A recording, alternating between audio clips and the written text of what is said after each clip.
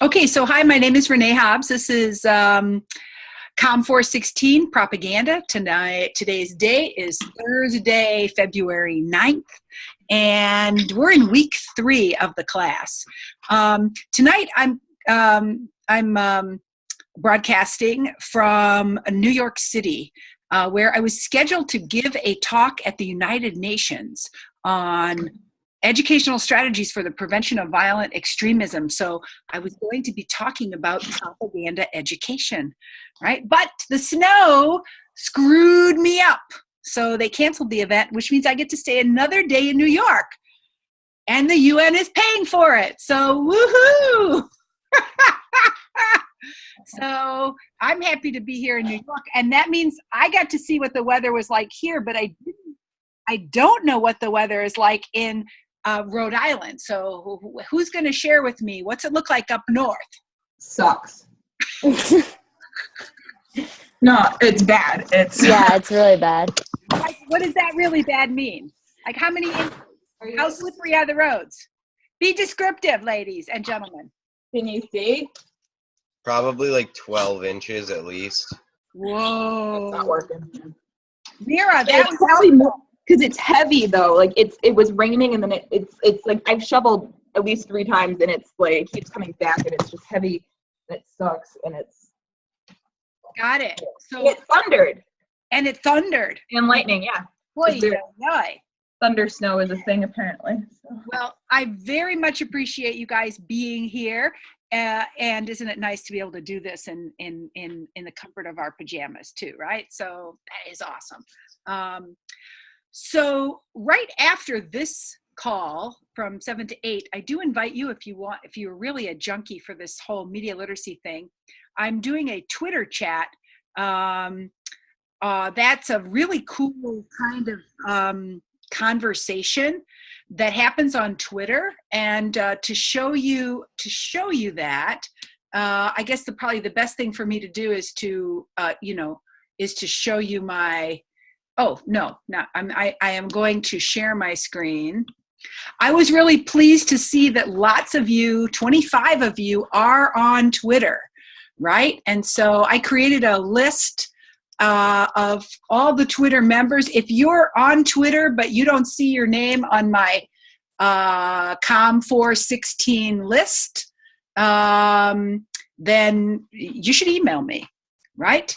But what's really cool is ILA Chat is a weekly conversation.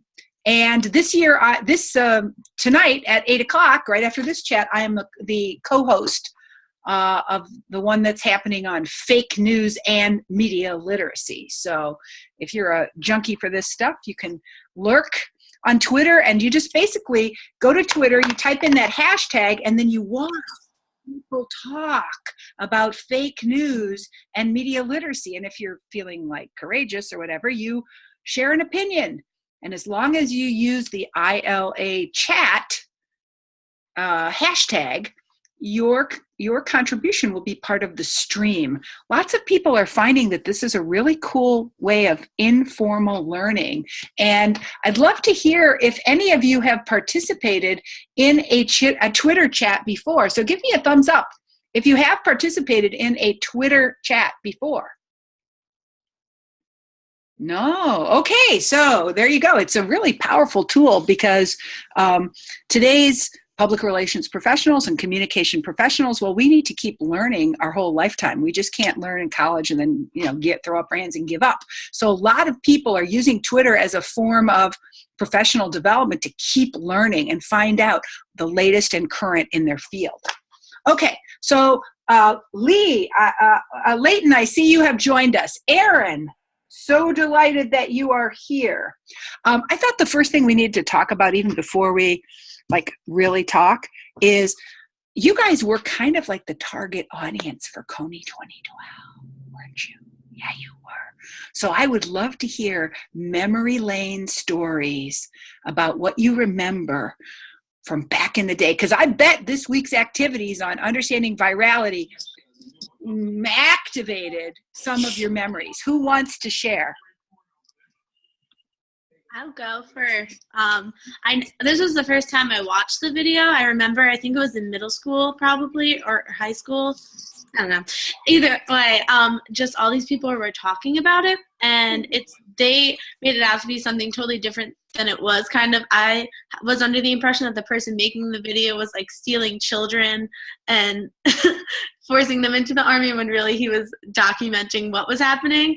So a lot has changed since I thought about that in middle school, but that was my first impression. Wow, how cool. So the idea of who is the author, when you were a kid, you thought the author was the bad guy.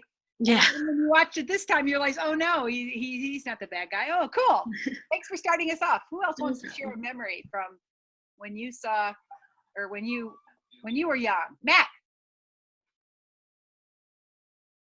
Yeah, I was gonna say that during the time where it was like a big thing, I just remember seeing it everywhere, like everybody talking about it, everybody being worried about it, everybody tweeting about it, everybody posting on Facebook about it. But to be completely honest, like that was the first time I've seen it too. Like I never really got into the craze, but I just vividly remember everybody else kind of spreading the awareness about it. Got it. So you remember other people spreading the awareness, but you didn't actually watch the video. No, I had never actually watched the video. Cool. Thanks for sharing. Anybody else want to walk down memory lane and tell me? And if you've got background noise on, like a music or a TV or something, you can just mute your microphone, because that's going to be hard for the people who are watching this, live. Who else wants to share a story of your memories of your KONY-2012 in your youth? Louisa. Well, I haven't watched that since 2012, so it's definitely a trip down memory lane. But now it's like, as a kid, you don't really put two and two together on like crime on children.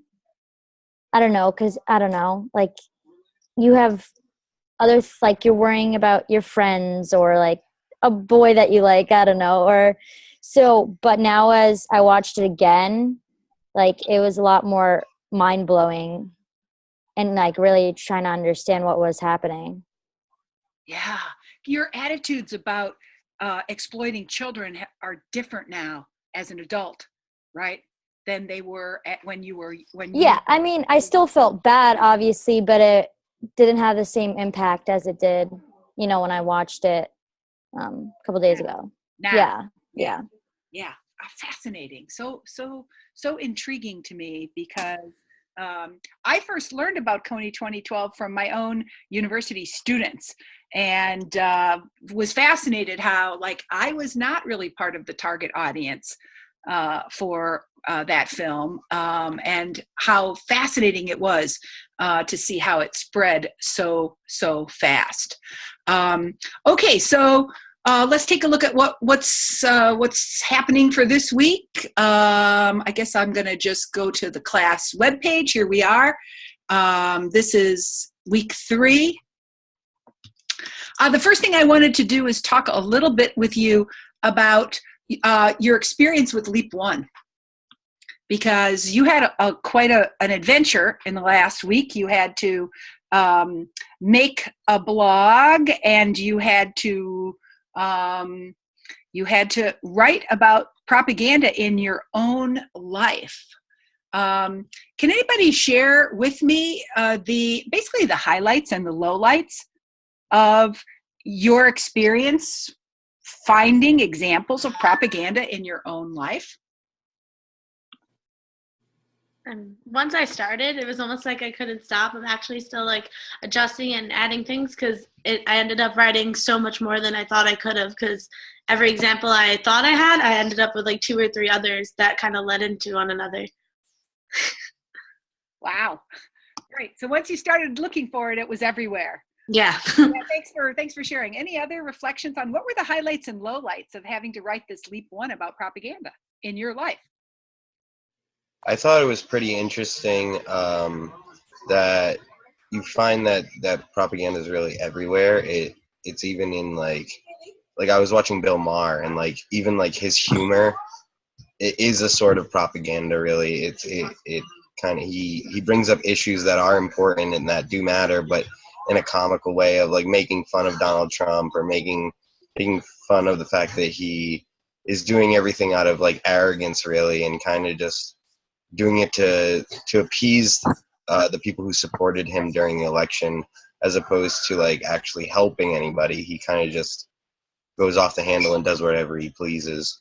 And like when you see something like that, it's funny to see somebody use humor as propaganda, but it really hits home with a lot of people. Yeah, humor is a really powerful form of propaganda when you think about it. So I'm really glad that you noticed the propaganda in entertainment media and in humor. Anybody else want to reflect a little bit on the highlights and lowlights of looking for propaganda in your daily life? Mira. One of the things I guess found most challenging was determining appropriate links to use, because I almost didn't want to contradict myself or you know make a point about or try to like illustrate a propaganda point and then you reference a link that either negated what I was saying or made it, you know what I mean? Like I didn't want to start like a snowball effect. So that took some thought, I guess, figuring out how to do that. Glad to hear that challenge around how to use the hyperlink was a challenge that you wrestled with. Glad to hear that. One more comment. What were the highlights and lowlights? Maybe you didn't like doing this Leap 1 at all. And now's a good time to give me some feedback. Highlights and lowlights of Leap 1 for you. I see you there, Francesca. Okay. I really liked it. I thought it kind of showed how much consumerism is in my life, because a lot of the stuff that I named were like, at first were products or a group of products. And I was like, that just shows that our culture, in a sense, is all about consuming, even though there's other things. Like that was the majority of the stuff I thought of first. Raise your hand if you found yourself thinking and writing a lot about advertising and consumer culture. Yeah, and of course the fact that it was Super Bowl weekend didn't hurt, right? Because we were already thinking a lot about advertising culture because of that. Yeah, wonderful. Okay, cool. So I actually am really looking forward to reading that. So students, if you want to make sure that your assignment gets read and graded, it's a good idea to come up here to the class roster and click on your name. Where are you, Mira? Here you are, right? And go to your website and make sure that your make sure I can find your Leap 1. Your blog, and there it is. Woohoo! Okay, so make sure that your work is findable. All right, that's kind of important. You can see that almost everybody has a website linked there, and if you don't see your website linked, just send me, like Nikita, you noticed I didn't find your Leap, I find your website, and so there it is, right? So just make sure that your work is findable. That's a good thing, right? Okay. Okay, so what are we going to talk about next? Oh, okay. I was really pleased about your experience with the Twitter. As I mentioned, you guys really, most everybody got with the program and started tweeting about the readings, right? Really pleased to see that, right? Really pleased to see that. But what I did was I took a look at the tweets and I identified what I thought were the best tweets. Because, the ability to form a terrific tweet is, it's important, right? And I hate to say it, that my own tweet, as so experienced as I am on Twitter, my own tweet was the best because it used a picture, right? And that meant tweets with pictures are more likely to get attention. KONY2012 only took 6 days, according to this chart, to reach 100 million views, as compared with the Laughing Baby, right, which took 467 days to reach 100 million views. But I also liked these other tweets quite a lot, right? So I identified what I thought were the strongest tweets, and I organized them into 3 categories. The first category was about KONY 2012. Then there was a set of tweets that were really about propaganda and what makes things shareable or spreadable. Why do we want to share? So was really pleased. Jarrell, really got a big idea of my article, looking at how that genre blurriness is so important to what causes some people to share. And Tina loved this idea that, content that challenges us and requires our active interpretation is stuff that we're likely to share. And maybe stuff that activates our emotions and suppresses our critical thinking. That might be stuff we like to share. And then, of course, you also shared on the topic of terrorism, war, and virality. And since that's the topic I'm speaking about at the UN, I was really interested in your ability to synthesize that fantastic Atlantic article. So I really liked Maddie's great tweet about the role of ISIS in recruiting people through social media. Nikita, the excellent tweet from summarizing the point made in the article that this issue of who is a terrorist becomes a real challenge when it comes to social media. And Nikita's also great post on the role of bots who extend and magnify some tweets. And Hassan's observation about how social media is a huge part with the way war gets fought today.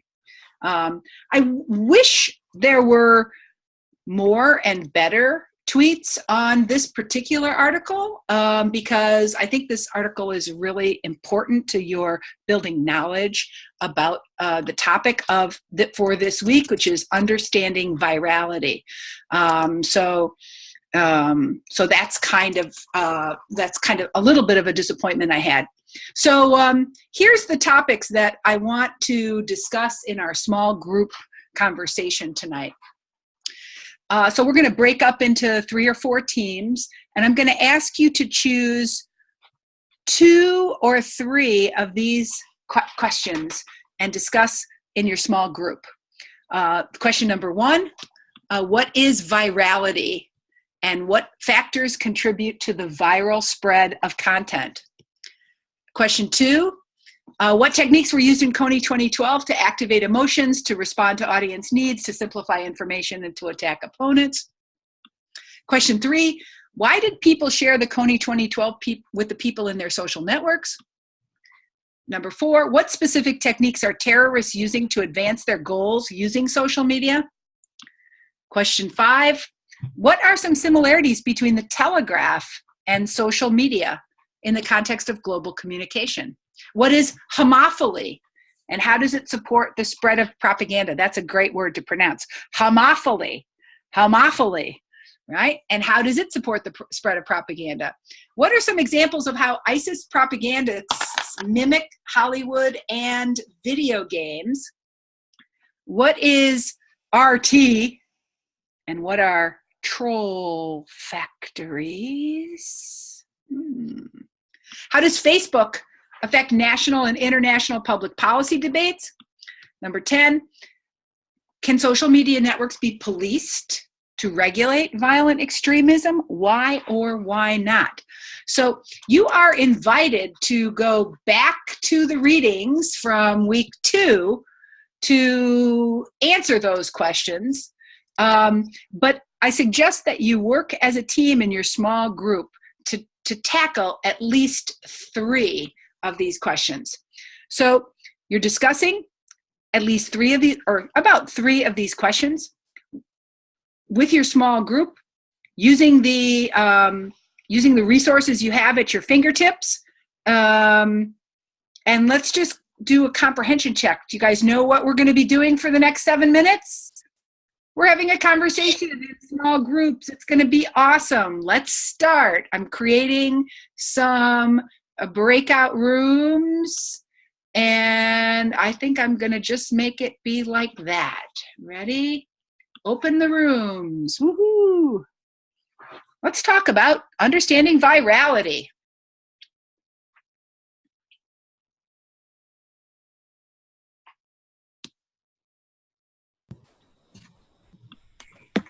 And Francesca, why is it? You know. What?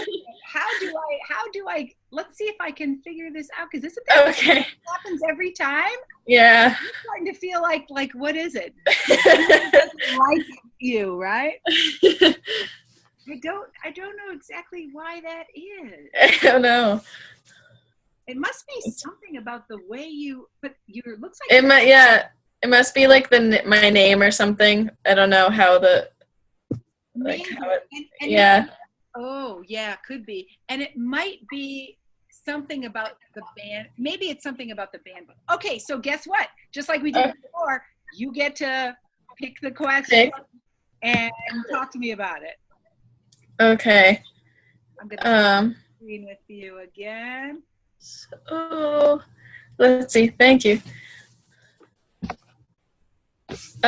So the techniques that were used for KONY 2012 were the emotions, the audience's needs and values, so like how he purposely connected to people our age, which was really interesting because it reminded me of like how advertisers look for to reach children to affect adults. So I feel like he kind of did that because like teens don't really have money, but like it could affect their parents.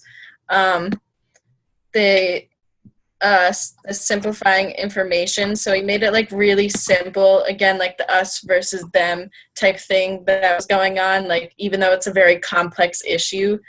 And and attacking the opponent, which is the same thing, where it's like he made the storyline so simple for teenagers to understand. Yeah, who were the opponents? Joseph Kony, of course. Any other opponents? Other opponents, I feel like in general, I don't know, like I guess it's our own system of like our government, not our government, but like our agency in the world, and how we haven't really done anything, and so now we can do something without having to go through the government or anything like that. So in a way, the ineffective diplomatic and political system is something Jason Russell identifies as an opponent. That's why he has to do his activism, because the government has not done its job. Very good. Okay, cool. I'll tackle number 8. What is RT and what are troll factories? RT is it's a television station. It's a website. It's a media outlet. And lots of people who see RT.com or whatever don't know that it stands for Russia Today, right? And they don't know that RT is paid for by the Russian government. It's the official propaganda arm of the Russian government, right? And one thing that's really interesting is RT's stuff is really good. Like, many people have shared RT content without thinking they were sharing propaganda, because it's really catchy. It's kind of like, it's written in an interesting way. And a lot of the theme is designed to kind of destabilize our trust in Western democracies, right? So RT publicizes stuff that shows how violence has overtaken America and there is no rule of law, right? And the police are corrupt and the courts are corrupt and, things are bad. And so what are troll factories? Troll factories are people in in the article it says people in Russia, but it's not just Russia. It's all of Eastern Europe and all around the world, and China and everywhere, basically who are paid to snark opponents, you know, and to attack and criticize, and basically who kind of verbally abuse, I guess is really the right word, verbally abuse people who express opinions on social media. And we used to think of trolls as kind of just weird guys in their basement. But now we're understanding that actually trolls are kind of part of the propaganda apparatus, and that people are kind of paid to do it as a job. Yeah, that was crazy when I read that. I just thought of like the South Park episode.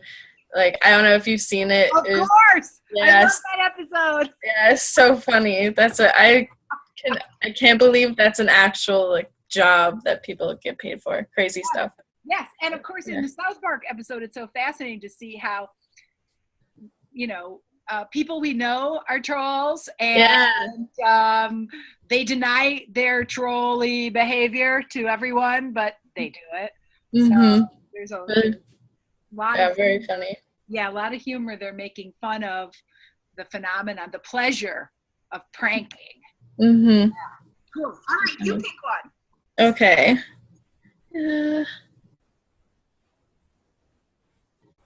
Advanced circles using social.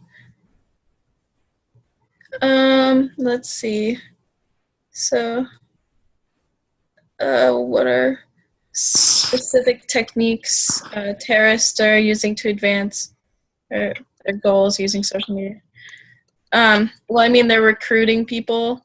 They it showed all those graphic images in that article that like are just disturbing to shake up people in other places. Like that wasn't even for like what was going on there, but that was specifically made to like disseminate. So I thought that was really interesting. Yeah. What specific techniques are terrorists using? I don't know. All right. Yeah. Okay, that's cool. Yeah. Oh, we lost Hassan. What happened to that boy? He showed up and then he disappeared. Okay, so I think we're gonna see if I can go back, and I'm gonna stop the sharing here. And Okay. I'm gonna see if I can stop the breakout rooms. Let me see if I can close those breakout rooms. Okay, we'll see how they did. So we got to at least 3, right? Yeah. Yeah. All right. So there we go. Okay, so you're coming back. We're glad to hear you're coming back. You're all coming back. Isn't that adorable? Look at that. You guys all pop up on my screen. So adorable. Look at that. You're popping up on my screen. Okay. So, and you're almost all back. You are all back. Okay, cool. So clearly those questions are designed to model the kind of close reading that will enable you to acquire some expertise on this topic of propaganda. And I kind of want to point out that, and you guys already know this, and especially those of you who are here tonight participating in the live synchronous chat, I want you to imagine the future. In May, when this class is over, you're going to, and if you do the work of this class, you're going to be more knowledgeable about contemporary propaganda and social media and public relations and sort of the challenges that communicators are facing today than probably 99% of the people that you know, or that are in Rhode Island even, right? And that's an awesome kind of expertise to bring onto the job interview to take with you in your career and to use in your own role as a professional communicator.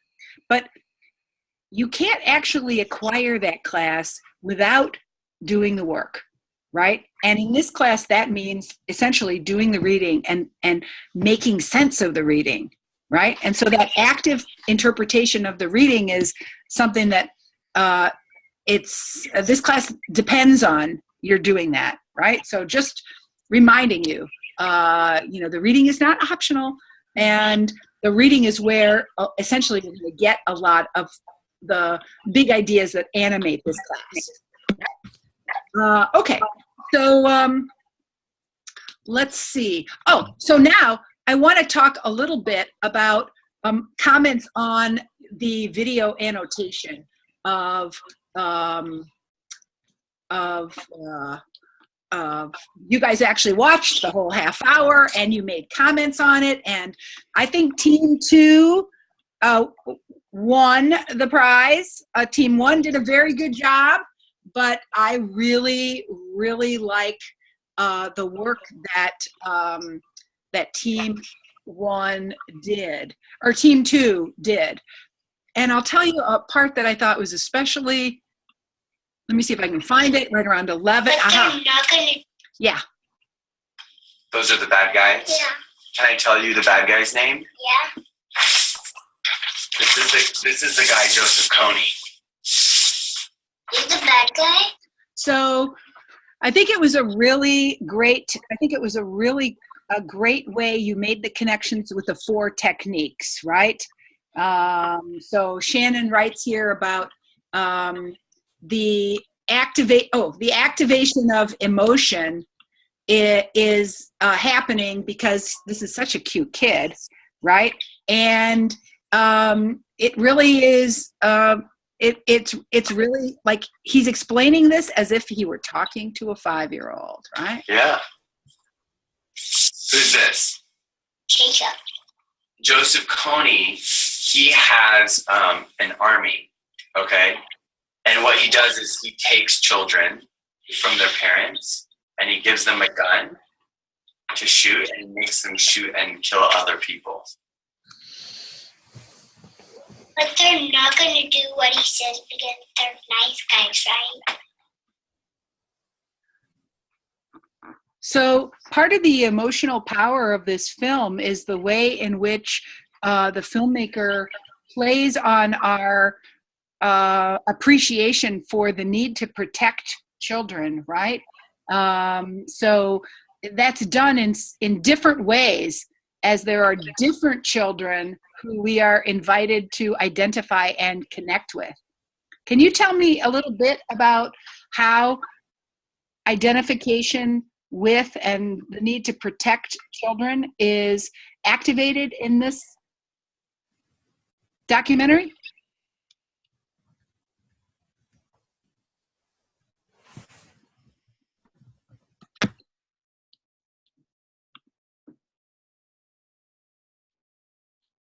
Can you repeat that? Yeah, so we're talking about this idea that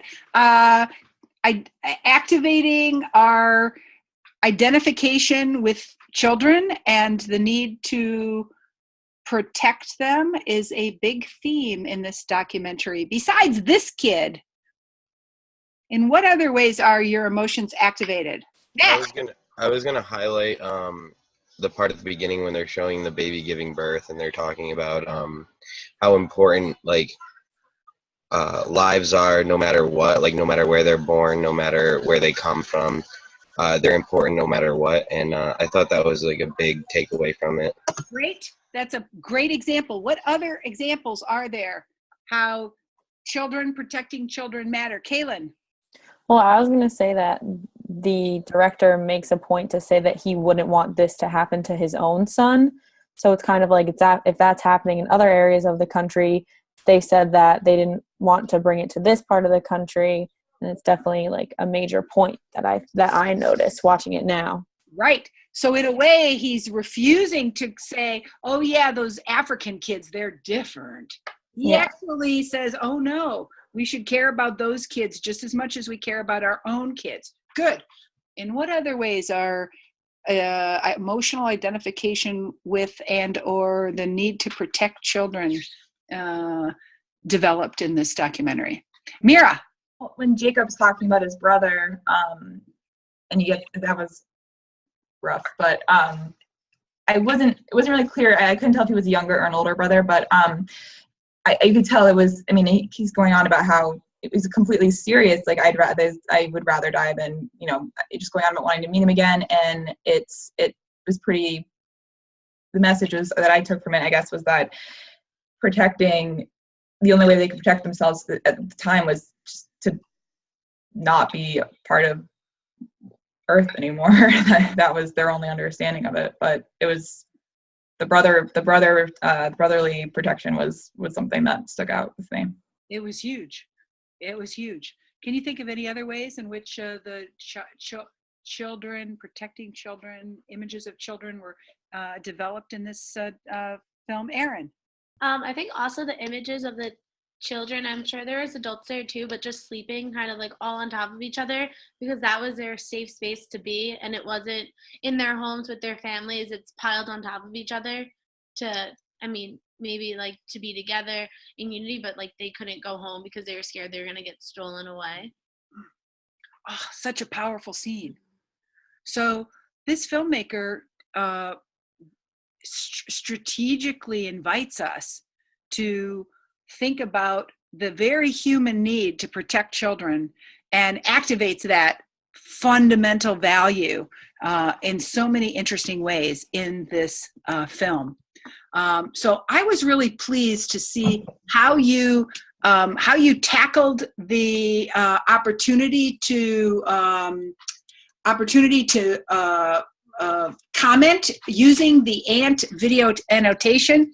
One of the reasons why I like Team 2 so much is that you really were using my little handout on the 4 propaganda techniques. So Shannon, Mira, Erin, Kaylin, you guys seem to, Hassan, you guys seem to work really as a team in finding ways to make connections and using that particular paradigm. So I was really pleased to see that. And I also didn't get, when I read your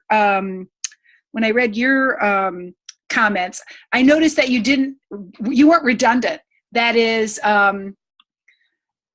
you didn't say the same thing over and over again. That's kind of important when you're using a collaborative social media learning tool, right? Is that actually that you're being aware that, just like in a classroom, we are listening and learning from each other. That kind of has to happen in a social media learning space too. Because if you go in and you just type your little shit and you don't pay any attention to what anybody else is doing, like, it's not going to be very quality learning, right? And it's actually kind of rude too, because it's not being sensitive to the dialogue. So what I liked was in Team 2, we really saw they were building on each other's work, right?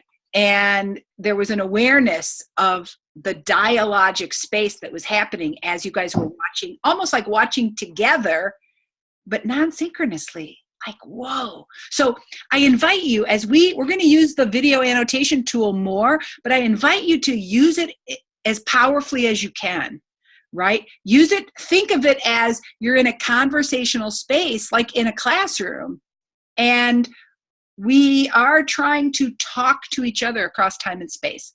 Okay, so, all right, that's just a way to say you guys are on your way to doing that, right? Okay, so let me see if I can go back to now I think it's probably time, Now it's probably time for me to talk a little bit about what you should do next week, because we only have about 15 minutes left or so. So let me go back to my page. And let's see, I've done almost everything. Yes, look at that. I'm right on schedule. Okay, so preview required activities for next week. Okay, so next week our class is on Thursday, February 16th at 7 p.m. But this week is our first quiz. The quizzes are worth 50 points each there's 4 of them. And the first one is going to start tomorrow at 9 a.m. So this is an open book quiz. It tests your comprehension of the readings. The quiz will open tomorrow at 9 a.m. and it will remain open until Sunday at 9 p.m. It shouldn't take you more than 20 minutes to take the quiz, right? So don't stress out about it. 20 minutes or so to take the quiz. Tomorrow morning, this phrase right here will be linked, right? Now, it's worth probably talking about how the concept of academic integrity applies to online learning. So, the idea of academic integrity is that you do your academic work with honesty, right? And because this is an open book quiz, wow, isn't that wonderful? You are trying to demonstrate your understanding of the questions, but you're using, just like in real life, in real life, I always have my tools all around me. Why should tests be any different, right? Because there's no real need to memorize anything, but your ability to find and explain in your own words is going to be what's really important. That'll be the two skills I'm really actually testing. Because if you read the piece, War Goes Viral, when I ask you a specific question, you're going to be able to find the answer, right? And if you just cut and paste the answer, that won't be good. Don't do that. Don't do that. Don't do that, right? But if you explain it in your own words, and especially if you do it as concisely as possible, right? Why? Because communication professionals should use concision. Make it as short as you can and get the idea across. You guys have been practicing that with your Twitter and you're doing great. So short, concise, answer the question. Do your own work and don't help anybody. I mean, not in this particular assignment. They'll be later on in the semester, you'll be able to help each other. All right, what questions do you have about the quiz? I have a question. I was going to ask if we're able to answer all the questions that you had us group out for, will that basically help us with the quiz? Funny you should ask, Matt. You are starting to know me already, and it's only week 3. I'm so impressed. Yeah, baby. That is a very good question and a very good guess. If you are all over those 10 questions, yeah, you should have no trouble at all. All right, thank you. Good question. Luisa, I saw you had your hand raised. What's your question? Yeah, what type of format is it? Is it more short answer or multiple choice or something like that? More like short answer. Okay. Yeah. Yeah. Okay. Good question. Okay, who's got another question about the quiz? Okay. Uh-oh. I don't have a question about the quiz, but my downstairs neighbor needs to get out, and we only plowed one. I mean, I'm sorry. She has to. So I'll watch the last 15 minutes. Go for it. Okay, thank you. Life interferes with online learning, so that's all right. Thank you. Bye. Good neighbor. Bye. That's adorable. Honest to God, that's so adorable. She's got to plow out her neighbor. Okay. So we're all comfortable about the quiz. Let's go on to the next thing. Okay, so next week we are reading a book that has so blown me away that I cannot wait for you guys to encounter this book. Trust Me, I'm Lying, Confessions of a Media Manipulator by Ryan Holiday will blow your mind. Of course, I bought the Kindle edition, which you're looking at right now, right? The Kindle edition is absolutely fascinating. But I also bought the paper book, right? And this book is scary how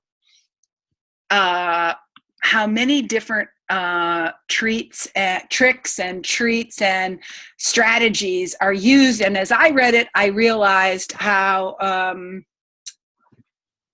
many times I have been taken advantage of, right? And so it really, I think, was a big wake-up call for me. I think you guys are going to enjoy this book. But because most of you are taking at least 1 or 2 or 3 or even 4 other classes besides this one, right? I figured reading this book, as you are welcome to read this entire book this week, and it's so readable. It's a light book, right? It's not an academic book. This guy is writing like a marketer, okay? And I mean that as a compliment. So it's a really easy read, but it's also a little bit annoying. He's a little bit annoying and redundant. And I feel like you kind of don't have to read this entire book to get what he's saying, although you may poke around in it just like you know, you may read it from cover to cover, or you may poke around in it. But for this assignment this week, I'm going to ask you to do 3 things. So as a class, we're all going to, as a class, we're all going to read the opening and closing chapters of Ryan Holiday's book as a class, right? And the stuff that we're all going to read together are here. We're all going to read the first 3 chapters and the last 4 chapters, the beginning and the ending of the book, right? And after you read the beginning and the ending of the book, I want you to compose a Flipgrid comment where you, summarize a couple of key ideas that you learned and make a connection to your life and or a current or recent past event. When you read this book, it's gonna change the way you look at your Facebook, right? And then finally, I want you to view at least one comment from a peer and respond to their ideas. So you remember the Flipgrid from our last week. It's basically you have 90 seconds, right, to make a comment. So that's the shared reading that we're all going to do as a class. But then I would like you to summarize 2 short chapters. So as individuals, I'm going to ask you to read 2 chapters of Ryan Holiday's book, and you can click here to see that I've kind of assigned you a chapter. So let's see here. Francesca, what have I assigned you to read here? Where are you? There you are. Oh, tactic number 9, just make stuff up, from book 1. And Francesca, what have I assigned you to read from chapter 2? Oh, here you go.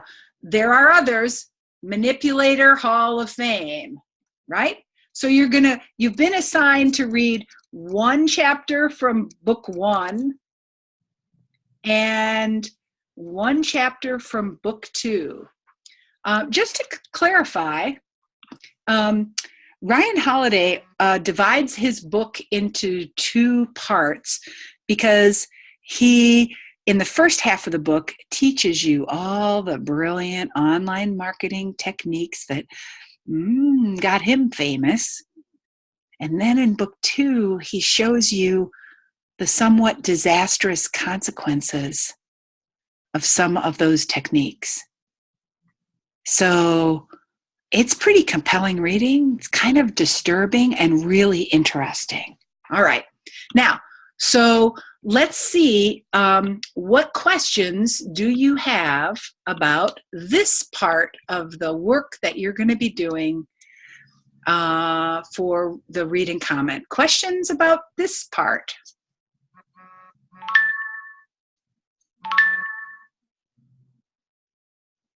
No questions.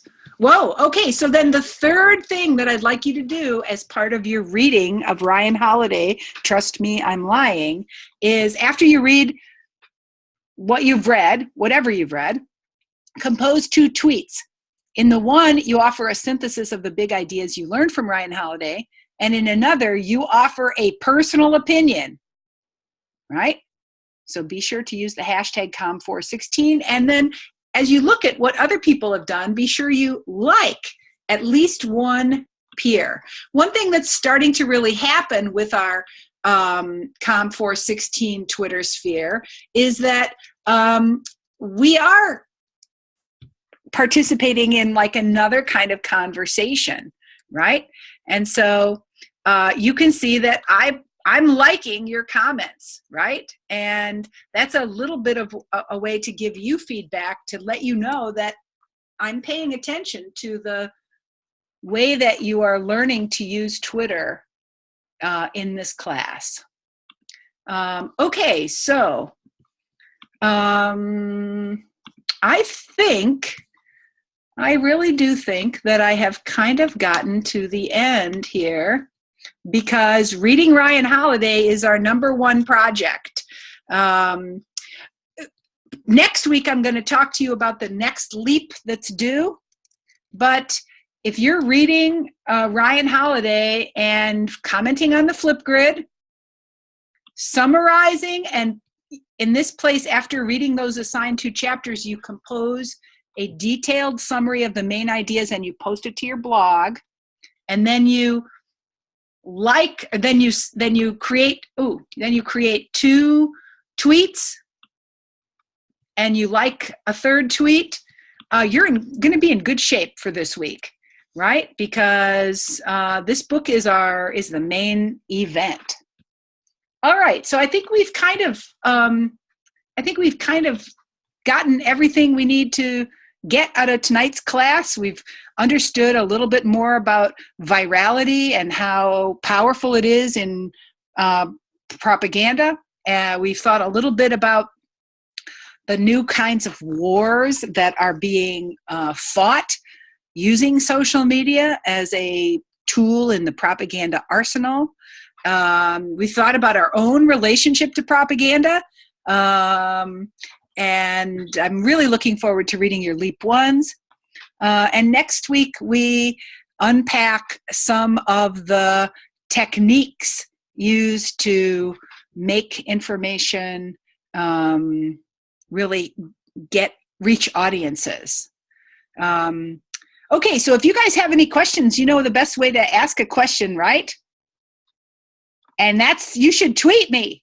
So if you have any questions and you need a clarification or whatever, tweet me. Now this week we're going to sign off, right, using the weirdest so far, the weirdest goodbye hand signal we have used, and that's jazz hands. All right, so everybody up, hands up.